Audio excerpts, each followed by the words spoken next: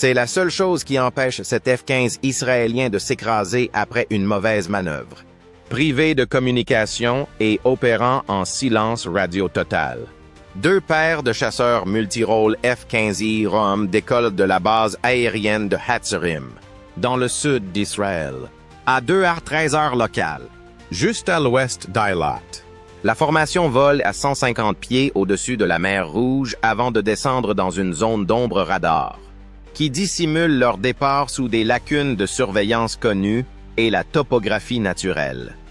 Après 5 minutes, ils se précipitent vers le sud le long de la côte est de l'Égypte et virent vers l'ouest, juste au nord de l'île de Tyran.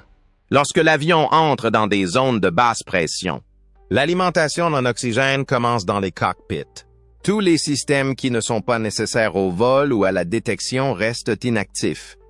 Le pilote en tête garde les yeux fixés sur l'horizon alors qu'ils entrent dans la mer Rouge. Mais son casque de bord projette les zones de convergence radar, les marqueurs de connexion de données et les caractéristiques topographiques directement sur sa visière. Il ne baisse pas les yeux une seule fois. R2 at 27. Le pilote en tête appuie 2 fois sur la manette des gaz, à 270 km au sud de Sharm el-Sheikh, alors que les 4 avions descendent à seulement 200 pieds pour rester en dessous d'un radar d'alerte précoce soudanais présumé. Les 2 derrière lui ferment de la formation. Pendant les 420 km suivants, ils veulent rester ici, alors qu'ils foncent vers le sud. L'eau projetée par leur moteur est le seul signe de leur présence. Bien que le F-15I semble être un avion de combat classique pour les non-initiés, son avionique, 16 Captor, son armement et ses autres améliorations sont tous profondément israéliens, et ils seront bientôt mis à l'épreuve. La version israélienne du F-15 à longue portée, les F-15I Raw, est conçue pour des missions de pénétration en profondeur avec peu de soutien. Ces 2 réservoirs de carburant conformes moulés le long du fuselage sont sa caractéristique visuelle la plus identifiable. Contrairement aux réservoirs largables, qui augmentent la traînée aérodynamique et la section radar. Ces réservoirs peuvent contenir plus de 4500 livres de carburant. Le casque de Vision Elbit Cord, que le pilote du ROM utilise dans le cockpit, projetait des informations sur les menaces, les trajectoires des cibles et le relief du terrain sur la visière du pilote à une fréquence de rafraîchissement de 40 millisecondes. Pour les missions qui nécessitent de garder la tête haute en permanence, comme celle-ci, c'est essentiel. Grâce à ce casque intégré et au réservoir de carburant conforme du ROM, les pilotes ont pu parcourir 420 km à très basse altitude sans avoir besoin de réservoir de carburant externe. Sans ces équipements, l'avion aurait dû être ravitaillé en vol beaucoup plus tôt, ce qui aurait augmenté le risque d'être repéré et réduit le temps disponible pour la frappe. Dans la partie la plus dangereuse du vol, les capacités de suivi du terrain ont également réduit l'effort demandé aux pilotes. Cependant, le maillon suivant de la chaîne se trouve à 24 000 pieds au-dessus d'eux, et le vol à basse altitude ne fonctionne que si le moment est bien choisi. Le vol du ROM commence une ascension progressive au-dessus des eaux internationales au sud de Port-Soudan à 02h39, après avoir parcouru 470 km. Ils ont atteint le point le plus éloigné de leur couloir de sécurité soigneusement planifié. Au-delà se trouve l'espace aérien yéménite, où ils trouveront des positions SAM et des radars fournis par l'Iran. Conformément au plan de secours normal en cas d'embuscade ou de panne mécanique, les 4 chasseurs se sont divisés en 2 paires, chacune se tournant pour encadrer le point de rendez-vous sous des angles opposés. Le premier avion ravitailleur KC-707RM apparaît sur l'écran radar à 2h43, volant à 24 000 pieds au-dessus d'une zone baptisée Syrup 6. Informé à l'avance de la configuration à 4 appareils, le pompier a reçu pour instruction de ne vérifier les communications qu'en cas d'absolue nécessité. Il est temps de faire le plein avant d'entrer. Le pilote ROM de tête se met en position après avoir donné un seul coup d'aile pour signaler son intention.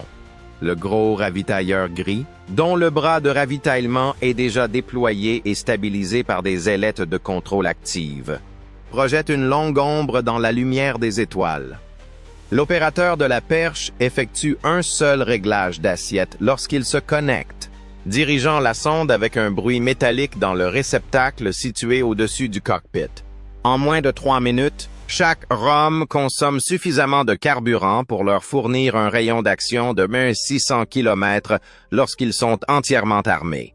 La mer Rouge semble calme sous eux, mais des radars d'alerte précoce se mettent soudainement à tourner quelque part au-dessus de l'océan, au-delà de l'horizon. Le principal véhicule de ravitaillement aérien stratégique d'Israël est le KC-707 REM, un Boeing 707 largement modifié avec des équipements israéliens.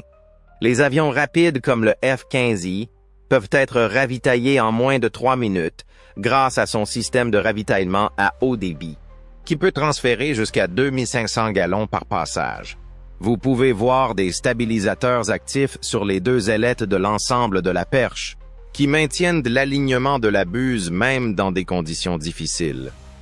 Des équipements avioniques construits en Israël pour la gestion des réservoirs et la coordination cryptée des missions sont installés à l'intérieur du REM, ainsi que des options de priorisation du carburant. Des liaisons de données en ligne de mire permettant des mises à niveau en vol en toute sécurité sont situées dans le fuselage dorsal. Pour les avions d'attaque à longue portée, le REM reste une bouée de sauvetage malgré son âge, en particulier dans les situations où le déploiement avancé est tactiquement ou politiquement impossible. La longue durée de séjour en vol et le ravitaillement rapide du REM ont permis au vol ROM d'atteindre directement sa cible pendant cette opération. Sans ce ravitaillement en vol, les F-15I auraient dû être basés à l'avant, ce qui aurait représenté un risque diplomatique important, ou auraient dû entrer avec une charge utile moindre. Ils auront également besoin d'autant de bombes qu'ils peuvent en transporter compte tenu de leur destination. Le pic électronique initial apparaît sur le récepteur d'alerte radar du REM vers 2-53, à 220 km au large des côtes yéménites. D'abord de courtes impulsions, puis des balayages sporadiques. Et bientôt, les radars ennemis tournent sans aucun doute à plein régime. D'après leur bibliothèque de signaux confidentiels, il s'agit d'un radar à cuillère d'origine soviétique fourni par l'Iran et exploité par Houthi Cruise. Afin de rentrer dans la zone d'ombre du radar, les F-15I descendent de 1000 pieds tout en restant sur leur trajectoire. Un deuxième radar avec des impulsions plus longues et des balayages en éventail apparaît 10 secondes plus tard. Probablement un P-19 ou peut-être un WLC-6M.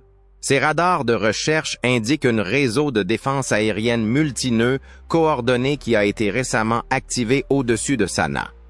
Cela indique qu'ils se trouvent sans aucun doute au bon endroit. Le pilote active le brouilleur d'autoprotection ELLA 222 en tendant la main gauche et en actionnant un sélecteur rotatif dans le cockpit. Le pod, qui est monté sur le pylône central, se met à bourdonner et envoie des salves d'énergie directement sur la bande de fréquence de chaque radar. Les opérateurs radars ne voient rien d'inhabituel depuis le sol. Seule une faible interférence apparaît sur leurs écrans, sans trace ni écho. 3 secondes plus tard, le deuxième ROM, qui suit, Active Sun Pod, grâce à une liaison de données. Leurs 8 pods 222 se coordonnent pour produire des enveloppes d'impulsion décalées qui imitent l'altitude, le cap et la distance. Ils ne tireront que sur des fantômes, même si les Houthis commencent à tirer sur eux. A 3H01. Un troisième radar établit brièvement le contact avant de le perdre, d'après sa fréquence. Il s'agit probablement d'un radar de contrôle de tir. Cette méthode augmente légèrement le facteur de risque, mais ne permet jamais un verrouillage complet. Heureusement, leur brouilleur fonctionne exactement comme prévu.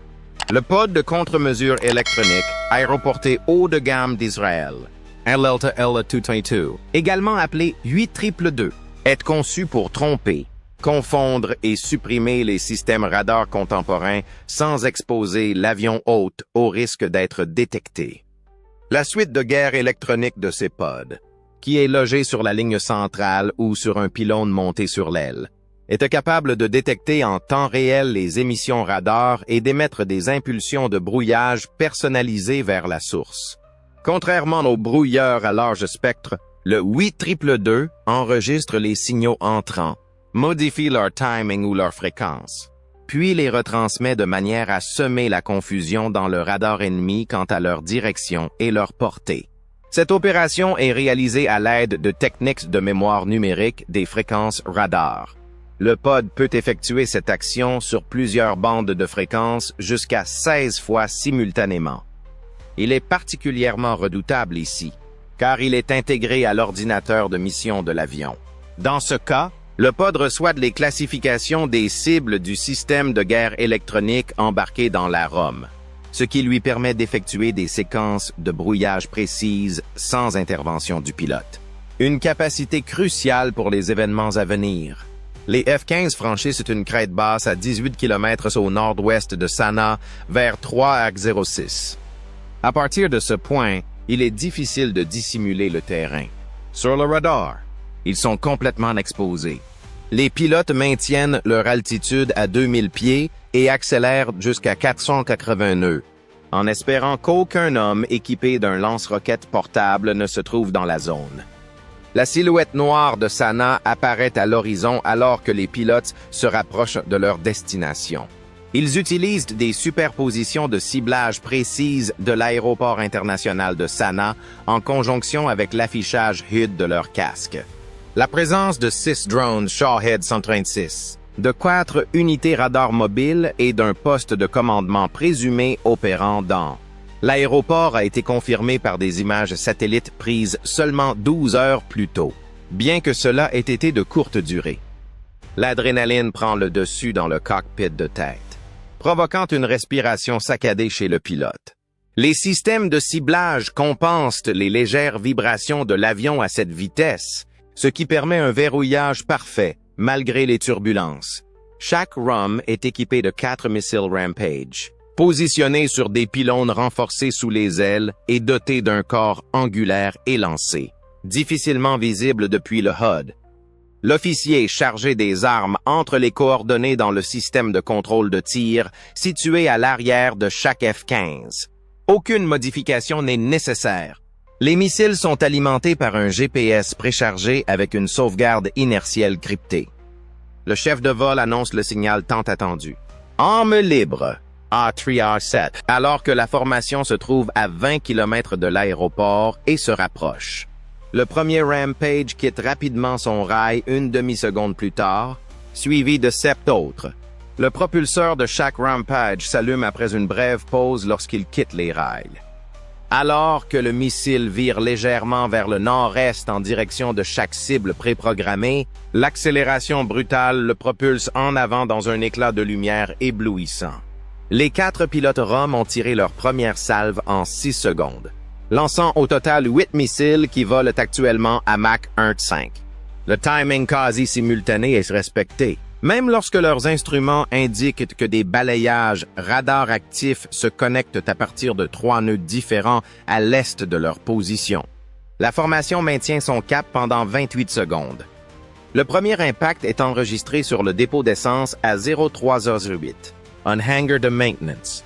Le principal entrepôt de drones et le bâtiment de commandement explosent tous 3 secondes plus tard. Les récepteurs d'alerte radar hurlent désormais des avertissements de contrôle de tir tandis que les pilotes virent brusquement vers le sud, provoquant des explosions secondaires au-dessus de la piste d'atterrissage. Israel Aerospace Industries et Israel Military Industries ont collaboré pour construire les missiles air-sol de précision à longue portée Rampage que ces avions viennent de tirer. Ils sont destinés à des frappes en profondeur sur des plateformes non furtives et permettent de contourner les défenses aériennes contemporaines grâce à leur vitesse incroyable et à leur trajectoire de vol astucieuse. Lancés à partir de pylônes de chasse normaux, ils mesurent environ 4 à 7 mètres de long, volent à une vitesse de Mach 1.5 et à une portée de plus de 145 km. Il n'existe pas de chercheur terminal. Les emplacements exacts des cibles sont plutôt préprogrammés dans le Rampage. L'ogive peut pénétrer dans des hangars renforcés, des bunkers et des dépôts de carburant, car elle est conçue pour des cibles durcies. Les 4 premières cibles de grande valeur ont été touchées par le Rampage avant, même que les défenses aériennes Houthi ne se rendent compte qu'elles étaient attaquées, grâce à sa vitesse et à sa direction passive. Sans cette vitesse, l'activation du radar à 0306 aurait permis de contrôler le tir en quelques minutes, ce qui aurait probablement entraîné la perte d'au moins un avion. Les défenseurs ont également été privés d'un verrouillage hier de dernière minute en raison de l'absence d'émission terminale.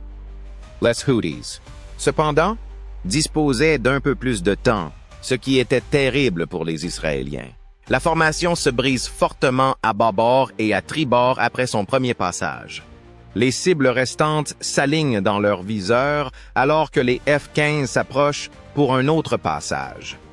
Chaque pilote cherche maintenant à lancer ses missiles en premier dans une mêlée générale. Personne ne veut revenir avec des missiles restants. À 3-10, les F-15 effectuent une ascension à pleine puissance, poussant leur nez à 60 degrés. Toutes les cibles de l'aéroport n'étant plus qu'un parking. Le système d'alerte de menace retentit alors qu'ils montent à 12 000 pieds. Ils sont pris pour cible par les radars de détection SA-6. Alors que la formation continue de s'élever vers le ciel, le pilote de queue criait que le missile 278 a été lancé. Même à cette distance, les traînées de 2 signatures, confirmées comme étant des SA-6, sont visibles depuis la base aérienne d'Al-Dailami. Afin de compliquer le ciblage, le vol Rome largue rapidement des leurs et effectue une manœuvre défensive de séparation, les avions se séparant les uns des autres. Leur seule option est de monter. Ils n'ont pas le temps de descendre. Malgré le refroidissement de la cabine, le pilote en tête appuie fermement sur la manette des gaz pour passer en post-combustion, le front perlé de sueur. Son masque à oxygène appuie fermement sur son visage alors que la poussée soudaine le projette en arrière. Son écran affiche les données en temps réel sur les menaces. 2 missiles se rapprochent à Mach 2,5. À 32 km derrière eux. Il faudra environ 39 secondes aux missiles pour les atteindre à cette vitesse, tandis qu'il faudra 38 secondes au SA-6 pour atteindre son altitude maximale. A318, la formation atteint la côte, mais les missiles continuent de les suivre. Mais maintenant qu'ils sont proches de leur portée maximale et qu'ils n'ont pas de verrouillage radar fiable, leur guidage devient imprévisible. Désespérés de toucher leur cible, les artilleurs leur transmettent les traces fantômes précédentes. Les missiles tournent soudainement vers le nord et explosent sans danger à quelques kilomètres derrière l'avion qui les poursuit. Heureusement, aucun des F-15 n'a été endommagé, mais leurs combinaisons de vol n'ont pas été épargnées. La frappe israélienne contre l'aéroport contrôlé par les Houthis était plus qu'une simple manœuvre tactique. C'était une proclamation. Un message et un changement délibéré dans la dynamique de dissuasion au Moyen-Orient. Israël a clairement fait savoir qu'aucune menace ne resterait sans réponse et qu'aucun intermédiaire n'était insurmontable en choisissant de mener une frappe aérienne directe et de haute précision contre une cible fortifiée située en profondeur dans le territoire contrôlé par les Houthis. Au moment de cette frappe, Israël se trouve dans une situation stratégique précaire. La doctrine militaire israélienne est passée de la contention à la neutralisation proactive.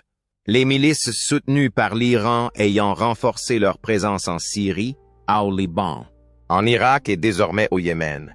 Grâce à des drones iraniens sophistiqués et à des missiles à longue portée, les Houthis, qui étaient auparavant considérés comme un simple désagrément régional limité à la péninsule arabique, sont devenus une menace stratégique pouvant affecter la sécurité de la mer Rouge et même l'aviation civile israélienne.